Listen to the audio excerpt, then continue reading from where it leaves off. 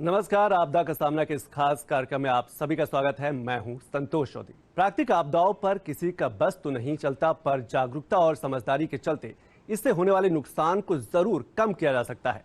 भारत बाढ़ की आपदा से अत्यधिक असुरक्षित है, यानी कि बाढ़ की समस्या से देश का एक बड़ा हिस्सा प्रभावित होता रहता है।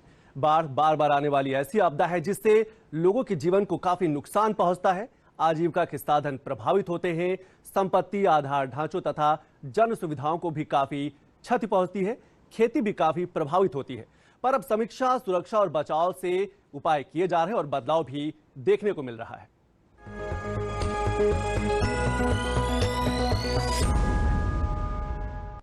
और एक नजर डालते हैं कि सुरक्षा कैसे बढ़ावा दिया जा सकता है। देश में प्रतिवर्ष 7.5 मिलियन हेक्टेयर क्षेत्र बाढ़ से प्रभावित होता है। ये एक बड़ी समस्या है। इसके साथ साथ देश के लगभग सभी नदियों घाटियों में बाढ़ आती है, यानी कि बाढ़ की जो मात्रा है, बाढ़ की जो संख्या है, लगातार बढ़ती है। राष्ट्रीय बाढ़ नियंत्रण कार्यक्रम 1954 में शुरू किया गया, तो उसके बाद से व्यापक बदलाव देखने के मिले हैं। समीक्षा हुई है, सुरक्षा काफी बदलाव हुए हैं। उसके बाद बाढ़ से सुरक्षा उपायों में काफी प्रगति भी देखने को मिली है। और जलवायु परिवर्तन की बात करें तो जलवायु परिवर्तन से मौसम की घटनाओं में वृद्धि से स्थिति जो है वो लगातार खराब हो जाती है। लगातार भूमि उपयोग का जो परिवर्तन हो रहा है, यानी कि जंगल जो काटे जा रहे हैं, खेती की जो जमीन है उसको में बदलाव आ रहा है। इसके साथ साथ अगर हम बात करें तो एनडी में बाढ़ चेतावनी प्रणाली विकास के लिए टेरी के साथ मिलकर लगातार काम कर रहा है। बांध का संचालन और प्रबंधन से जुड़े अधिकारियों को लगातार निर्देशित करता है कि इससे बचाव किया जाए, और सुरक्षा मानकों की समीक्षा और सुधार करना भी इसमें शामिल है, यानी कि दिन प्रतिदिन लगातार सुरक्षा की जा रही है। चेतावनी प्रणाली को आधुनिकीकरण पर फोकस किया जाता है। तकनीक को बढ़ावा देने के माध्यम से बाढ़ की जो समस्या है उसको कहीं ना कहीं थोड़ा कम किया जा सकता है। बाढ़ पूर्वानुमान और पूर्व चेतावनी सूचना प्रसार का भी धीरे धीरे डिजिटलाइज किया जा रहा है। तकनीक को बढ़ावा दिया जा रहा है और सभी मौजूदा जलाशयों के संचालन नियमों की समीक्षा भी की जाती है। तो एक बड़ा बदलाव है। एक बार और समझ लेते हैं कि क्यों आती है बाढ़। असामान्य से अत्यधिक बारिश होना, नदियों की अपर्याप्त क्षमता, यानी कि नदियां जो है उसमें सिल्टिंग होने लगती है, इसकी जो क्षमता है वो कम हो जाती है। बाढ़ के मैदानी क्षेत्रों में विस्तार करना, इसके साथ विविध वर्षा वितरण, गैर पारंपरिक क्षेत्र में भी बाढ़ की समस्या हो जाती है। खराब जल निकासी, ये हम शहरी की बात करें कि अगर ये कुछ समस्याएं जिनकी वजह से बाढ़ आ जाती है। कमांड क्षेत्रों में अतिरिक्त सिंचाई के पानी का उपयोग किया जाता है।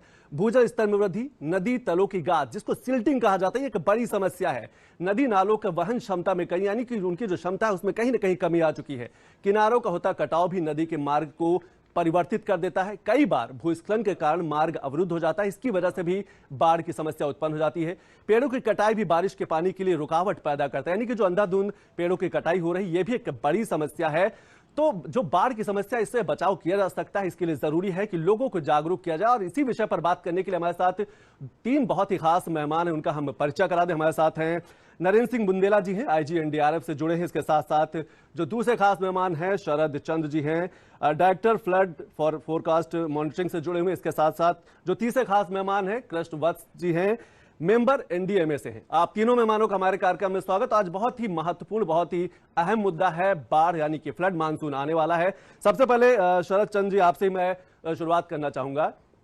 हम सभी जानते हैं कि बाढ़ एक प्राकृतिक आपदा है, इसको रोका तो नहीं जा सकता, लेकिन क्या आपको लगता है कि बेहतर प्रबंधन के माध्यम से इससे जो होने वाले नुकसान है उसमें कहीं ना कहीं कोई कमी लाई जा सकती है?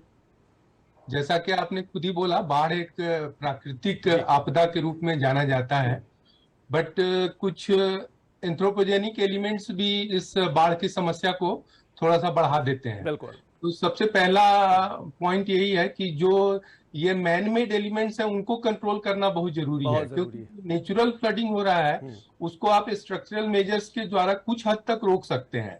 जैसे शहरी क्षेत्रों में हम लोग जनरली जो भी डिजाइन करते हैं एम्बैंकमेंट या बांधों का, कि 1 in 100 year return period flood के लिए उसको प्रोटेक्ट करते हैं उन एरिया को, और ग्रामीण क्षेत्रों में 1 in 50 या 25 ईयर फ्लड के लिए प्रोटेक्ट करते हैं। उससे ज्यादा के रिटर्न पीरियड के फ्लड के लिए बहुत इकोनॉमिकल नहीं होता है प्रोटेक्शन देना। तो जो समेकित बाढ़ प्रबंधन का जो डिफरेंट आयाम है उसको थोड़ा समझने की जरूरत है। उसमें सबसे पहला आयाम है कि बाढ़ प्रबंधन स्ट्रक्चरल मेजर्स और नॉन स्ट्रक्चरल मेजर के वेल जुडिशियस मिक्स से किया जाना चाहिए। ठीक है। स्ट्रक्चरल मेजर में हुए जिसमें कि हम अटेम्प्ट करते हैं कि पानी को ही रोक दें आदमी के तरफ आने से, जबकि नॉन स्ट्रक्चरल मेजर जैसे कि पूर्वानुमान या फ्लड प्लेन जोनिंग, उसमें हम अटेम्प्ट करते हैं कि आदमी को ही पानी से दूर करें, मतलब इवैक्यूएशन करें। तो ये एक आयाम है कि स्ट्रक्चरल और नॉन स्ट्रक्चरल में का वेल जुडिशियस मिक्स हम इस्तेमाल करें।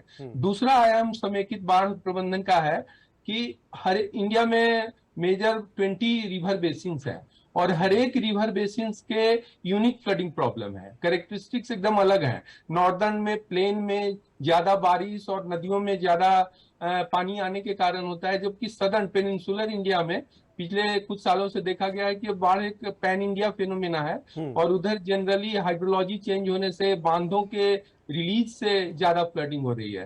तो केवल स्टेट वाइज क्रिटिकल रीचेज को बाढ़ से प्रबंधन का नहीं एम रहना चाहिए, बेसिन वाइज जिसमें कि सारे स्टेट आ जाए, एक वो समेकित बेसिन वाइज उसका प्रबंधन का प्लान बनाना चाहिए।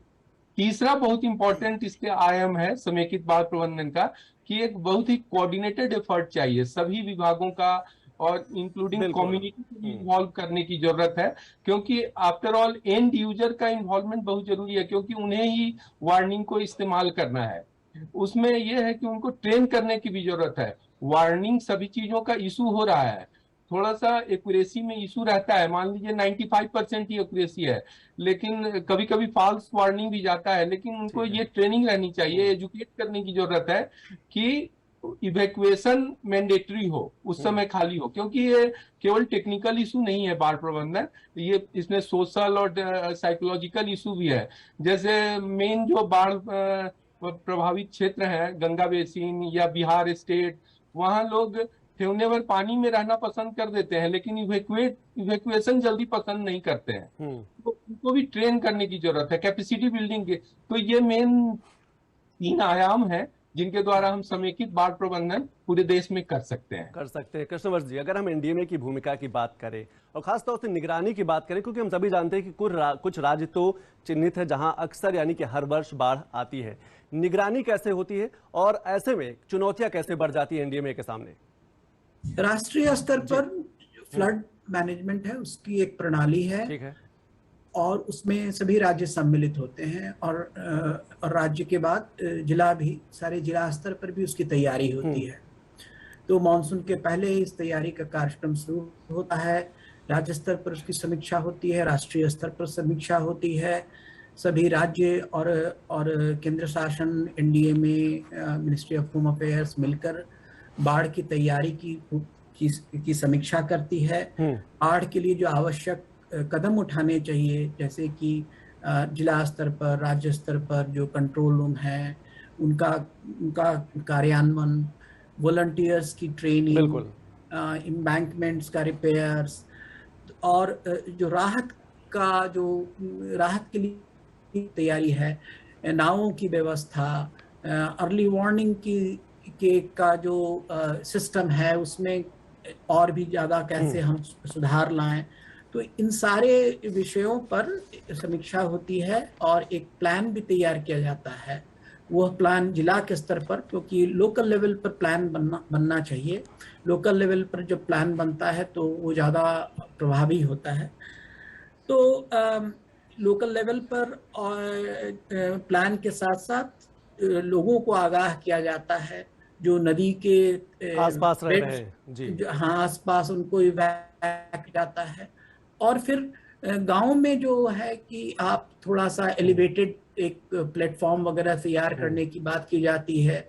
कभी कभी पशुओं को भी बाढ़ से काफी वो प्रभावित होते हैं, तो लोगों को, पशुओं को, सबों को एक ऊंचे स्थान पर ले जाया जाता है और वहां फिर राहत की कैसे व्यवस्था की जानी चाहिए, पानी की, भोजन की, इन सारी चीजों का हम ख्याल रखते हैं। और बाढ़ की जो तैयारी होती है इनमें सारी चीजों का समावेश होता है।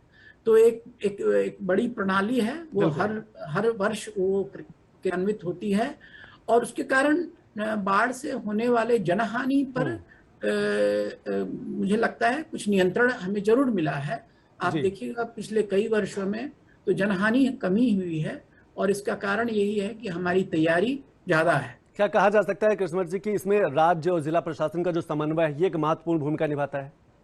हमेशा, इसके बिना तो संभव ही नहीं है, क्योंकि आईएमडी अर्ली वार्निंग इशू करता है। केंद्र शासन की ओर से भी जो सारी मदद होती है, एनडीआरएफ के अधिकारी हमेशा इसके लिए तैयार रहते हैं, और एनडीआरएफ का भी डिप्लॉयमेंट हमारी ओर से होता है।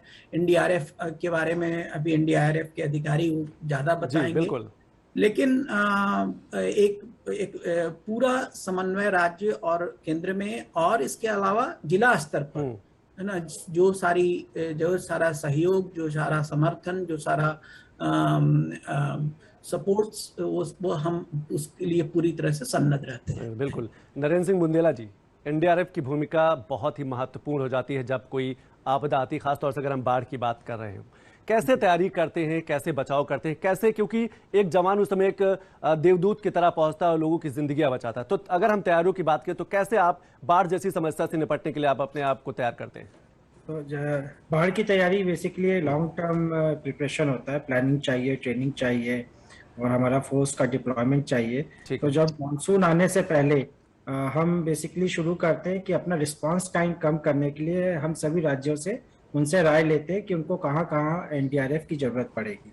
एक तो वो पहला काम होता है। इसमें हमें स्टेट से 69 टीम्स की रिक्वेस्ट आई है एनडीआरएफ को लगाने के लिए। उसमें से 16 टीमों को हमने ऑलरेडी प्री पोजीशन कर दिया है। दूसरा, हमारी प्रेजेंस 16 बटालियन हेडक्वार्टर और 28 रीजनल रिस्पांस सेंटर्स में है। इसके अलावा हमारी 14 टैक्टिकल प्री डिप्लॉयमेंट लोकेशन में उपस्थिति रहती है, जिसमें 51 टीम्स और 23 टीमें टैक्टिकल प्री डिप्लॉयमेंट लोकेशन में है। तो पूरे राज्यों में, देश में हमारी टीमें फैली हुई हैं। तीसरा जो हम करते हैं कि इसमें मॉनसून से पहले नेशनल लेवल पे एक एसडीआरएफ कॉन्फ्रेंस करवाते हैं, जिसमें सभी स्टेट और यूनियन टेरिटरीज से रिप्रेजेंटेटिव जो डिजास्टर हैंडल करते हैं अपने आते, और उसमें हम चर्चा करते हैं कि इस साल के लिए हमारे क्या टारगेट्स होने चाहिए, हम किस तरह अपना कैपेसिटी बिल्ड कर सकते हैं। ये सब कार्रवाई करके हम मानसून के लिए बेहतर तैयारी कर पाते हैं। बिल्कुल। शरद चंद्र जी, अगर हम तकनीक की बात करें, तकनीक कितनी मददगार साबित होती है ऐसे आपदा के समय कि अगर राज्यों में बाढ़ आई है तो ऐसे में जो तकनीक है वो चाहे कितनी मददगार साबित होगी? तो तकनीक या टेक्नोलॉजी बहुत इंपॉर्टेंट है आज के दिन में। ये जो प्रेडिक्शन है, टाइमली प्रेडिक्शन, और किस तरह से हम लोगों तक ये इंफॉर्मेशन पहुंचा सकते हैं, इससे जान माल की हानि को हम बचा सकते हैं। तो इसमें आईएमडी है जो मौसम विज्ञान विभाग है जो, और केंद्रीय जल आयोग CWC की जो प्रेडिक्शन होती है फ्लड की, और ये जो रेन का प्रेडिक्शन करते हैं इस तरह से आएगा, जिससे हम अपनी प्री पोजिशनिंग डिसाइड करते हैं कि हम स्टेट के साथ करके हम अपनी टीम को डिप्लॉय करते हैं। दूसरा, कंट्रोल रूम में हम बेसिकली कई वेबसाइट्स हैं जहां पर ऑलरेडी प्रेडिक्शंस होती हैं। गवर्नमेंट वेबसाइट्स के अलावा विंडी, एनकॉइस व आईएमडी की वेबसाइट्स को हम निरंतर निगरानी में रखते हैं, और जो भी इनकी फोरकास्ट आती रहती है उस हिसाब से हम नीचे अपना पोजिशनिंग डिप्लॉयमेंट स्टेट के साथ कोऑर्डिनेट करते रहते हैं। तो कम्युनिकेशन बहुत इंपॉर्टेंट है। इसमें हमारी टीमों के साथ सैटेलाइट फोन होता है, VHF RHF सेट के अलावा। सैटेलाइट फोन से काफी रिलायबल होते हैं, क्योंकि लोकल कम्युनिकेशन अगर नेटवर्क टूटता है तब भी हमारी टीमें आपस में जुड़ी रहती है, ताकि जो भी रेस्क्यू, सर्च, इवैक्यूएशन ऑपरेशन है उसमें कोई बाधा ना आए। इसके अलावा मोबाइल से पूर्व चेतावनी देना, ड्रोन्स का इस्तेमाल करना, और सोशल मीडिया का भी हम इस्तेमाल करते हैं। जब हम तकनीक की बात कर रहे हैं तो बाढ़ की पहले की जानकारी मिल जाए ताकि लोगों की जिंदगी सुरक्षित की जा सके, जान माल का नुकसान ना हो। तकनीक को किस तरीके से देखते हैं और क्या ये कितना प्रभावी होता है आपदा के समय? जी, तकनीक हमेशा इवॉल्व होते रहता है, और जो भी टेक्नोलॉजिकल एडवांसमेंट हो रहे हैं उसका हम लोग फ्लड फोरकास्टिंग में यूज कर रहे हैं। ठीक है। फ्लड फोरकास्टिंग एक totally data driven flood forecasting process है, और इसमें 3 एक्टिविटीज होते हैं। It starts with data collection and it's transmission. जब हम डेटा की बात करते हैं तो ये जैसे बिहार, आसाम में ट्रांस बाउंड्री रिवर से भी फ्लड आता है। तो इसमें हमें नेपाल, भूटान से भी हाइड्रोमेट्रोलॉजिकल डेटा को शेयर करना पड़ता है। तो ये भी एक बहुत इंपॉर्टेंट कंपोनेंट है। सेकेंड इंपॉर्टेंट कंपोनेंट है फ्लड फोरकास्टिंग एक्टिविटी का डेटा का प्रोसेसिंग और फोरकास्ट का फॉर्मुलेशन। तो उसमें जैसे पहला तो पॉइंट है कि हम लोगों ने नेटवर्क का एक्सपेंशन किया, जैसे जैसे तकनीक बढ़ रहे हैं। तो 1958 में पहला फ्लड फोरकास्टिंग स्टेशन लगाए थे और आज के दिन में 331 फ्लड फोरकास्टिंग स्टेशन। इसके अलावा इसमें हमेशा लीड टाइम बढ़ाने की का प्रयत्न रहता है। जैसे हमने शुरुआत किया वनडे फ्लड फोरकास्ट से, लेकिन आज के दिन में हम rainfall run of modelling use करके उसको 5 दिन का रिस्पॉन्स टाइम प्रदान कर रहे हैं।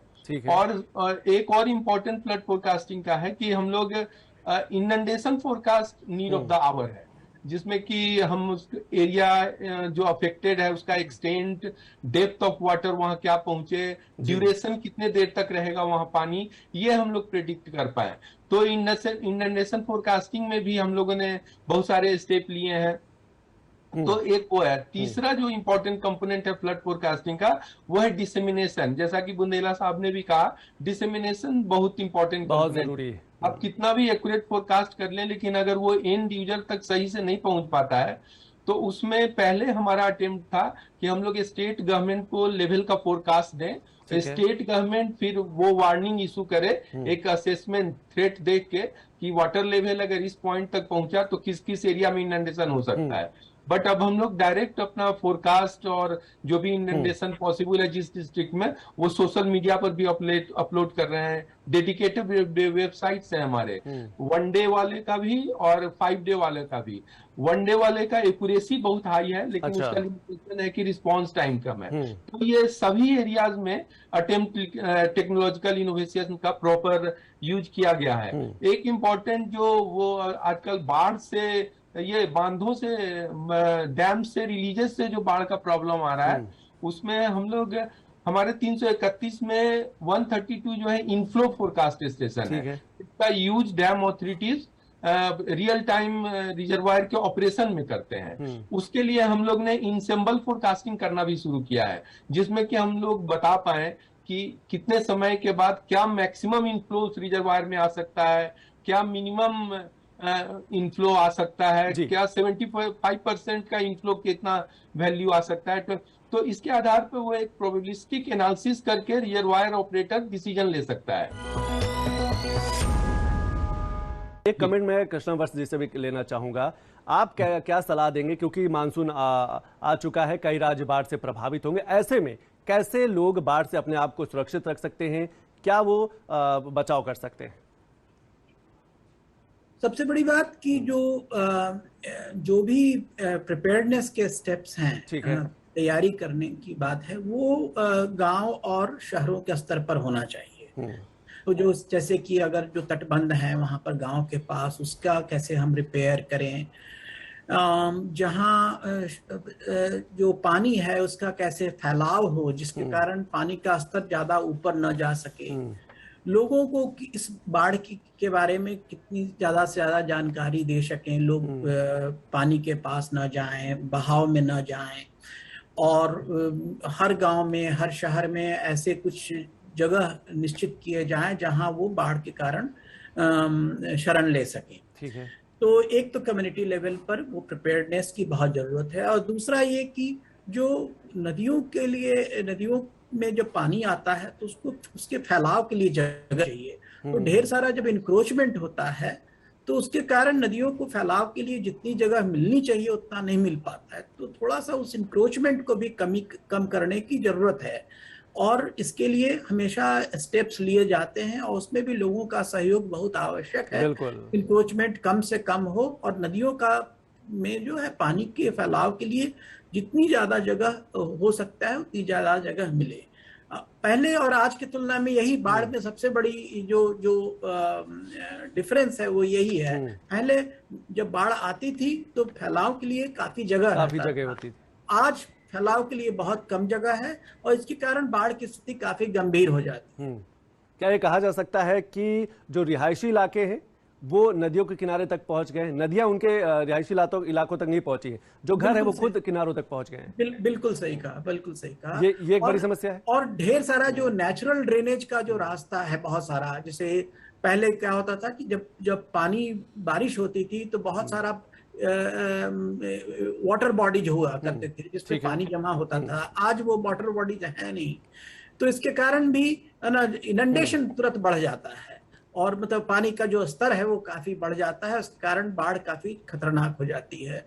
तो वो भी एक बहुत बड़ा कारण है। और पहले ये भी था कि बाढ़ का निश्चित समय हुआ करता था। हाँ, जून से लेकर के अगस्त सितंबर तक। अब इस साल देखें तो मई में आसाम में बाढ़ आ गई है। तो ये पहले इस तरह से जो है ये थोड़ा सा बाढ़ जो है ज्यादा असामयिक हो गया है। उसका कारण ये है कि इंट्रा सीजनल जो रेनफॉल का फ्लक्चुएशन है, इंट्रा सीजनल फ्लक्चुएशन वो बढ़ गया है। बिल्कुल। नरेंद्र सिंह जी, जैसे जैसे मानसून आ रहा है और लगातार ये भी देखा जा रहा है कि पिछले अगर हम कुछ वर्षों का जिक्र करें तो जलवायु परिवर्तन की वजह कहें या फिर कुछ और कारण कहें, लगातार जो बाढ़ की समस्या है वो बढ़ती जा रही है। क्या आपको लगता है ऐसे में आपके लिए, एनडीआरएफ के लिए और चुनौतियां बढ़ती जा रही हैं और नए तरीके से तैयारी करने की जरूरत है? जी, तो क्या क्लाइमेट चेंज, जैसा कि एक्सपर्ट बोलते हैं, क्लाइमेट चेंज के कारण भी कई चीज़ों में इम्पैक्ट आ रहा है, जिसमें बाढ़ एक बहुत ही इम्पोर्टेंट इम्पैक्ट है साइक्लोन के अलावा। तो इसमें जो कुछ चीज़ें जो दिक्कतें आती है जिसको हमको सामना करना पड़ता है, तो संचार नेटवर्क का टूटना। कई जगह mobile network, even landline network नहीं होता जिसपे हम अपने नेटवर्क पर रिलाय करते हैं। रास्ते टूट जाते हैं बाढ़ों के कारण, कई रास्तों में पानी आ जाता है जिसमें गाड़ियां नहीं जा पाती हैं। उस समय हमारी फोर्स को मूवमेंट करने में दिक्कत होती है, जिसके लिए हम पहले से प्लान करके अपनी टीम्स को पहले ही रख देते हैं कि हमको अंदाजा रहता है कि उस समय रास्ते बंद हो जाएंगे, तो हमारी टीम पहले ही कई जगह हम रख देते हैं जी। कि जो दिक्कत होती है कि कई लोगों को, जैसा कि शरद जी ने भी बताया, कि लोगों को जब हम इवैक्यूएट करना चाहते हैं, लोग घर नहीं छोड़ना चाहते हैं, संपत्ति प्रॉपर्टी अटैचमेंट होता है वो नहीं चाहते चाहे वह पानी हो, तो उनको कन्विंस करके निकालने में दिक्कत होती है। लेकिन हम कोशिश करते हैं कि वहां से सेफ जगह उनको ले जाए। कोविड के समय में स्पेशली लास्ट के 2 साल बड़ी दिक्कत रही, क्योंकि कोविड में हमको अपने कर्मियों की भी सुरक्षा करनी थी और साथ में पब्लिक की भी सुरक्षा करनी थी ताकि कोविड इन्फेक्शन नहीं फैले। तो उसके लिए जो भी कोविड प्रोटोकॉल गवर्नमेंट ने इशू किए थे उसको भी फॉलो करके हम राहत कार्य में जुटे रहे। तेज नदी के बहाव से एक दिक्कत होती है, कई बार स्पीड होती है तो बोट से रेस्क्यू ऑपरेशन रिस्की हो जाता है, उसको भी हमको ऑपरेशनली ध्यान में रखना पड़ता है। और सबसे बड़ी बात है कि ऑपरेशन करते वक्त हमें अपने कर्मियों का, जो एनडीआरएफ के लोग हैं, वो भी अपना सेहत का ध्यान रखें। बिल्कुल ध्यान रखें, बहुत बेहद जरूरी है। शरद जी, लास्ट कमेंट, समय की बेहद कमी है, लोगों की जागरूकता कितनी अहम भूमिका अदा करती है जब ऐसी आपदा आती है, खासतौर से बाढ़ जैसी जो समस्या आती है? स्थानीय युवाओं की जो भूमिका है, वहां के रहने वाले लोगों की जो भूमिका है, वो कितनी महत्वपूर्ण है? शरद चंद्र जी, लास्ट कमेंट। जी, पहले भी मैंने बताया कि ये एंड यूजर तक ये इंफॉर्मेशन पहुंचना और उनको सेंसिटाइज करना, उस वार्निंग से रिस्पॉन्ड करना, ये बहुत ही अहम पार्ट है ये पूरे प्रक्रिया का, बाढ़ में इवैक्यूएशन का। और इसके लिए हम जैसी एजेंसियों के लिए ये बहुत इंपॉर्टेंट है कि इम्पैक्ट बेस्ड फोरकास्टिंग की तरफ मूव करें एट माइक्रो लेवल।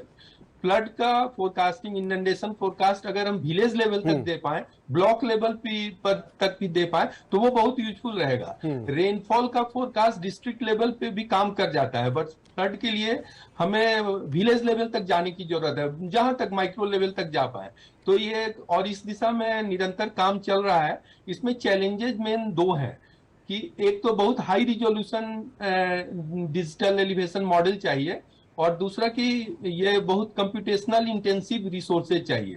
तो उन दोनों में काम कर रहे हैं। हम लोगों ने एक रिटर्न पीरियड बेस्ड लाइब्रेरी बनाने की कोशिश की है कि 1 in 25 ईयर रिटर्न पीरियड का फ्लड आए तो किस किस डिस्ट्रिक्ट में ये अफेक्ट कर सकता है। सही कह रहे हैं, आपके हर स्तर पर प्रचार प्रसार करने की जरूरत है, लोगों को जागरूक करने की जरूरत है, समय की बेहद कमी है। आप तीनों मेहमानों ने हमारे कार्यक्रम में शिरकत की, इसके लिए बहुत बहुत शुक्रिया।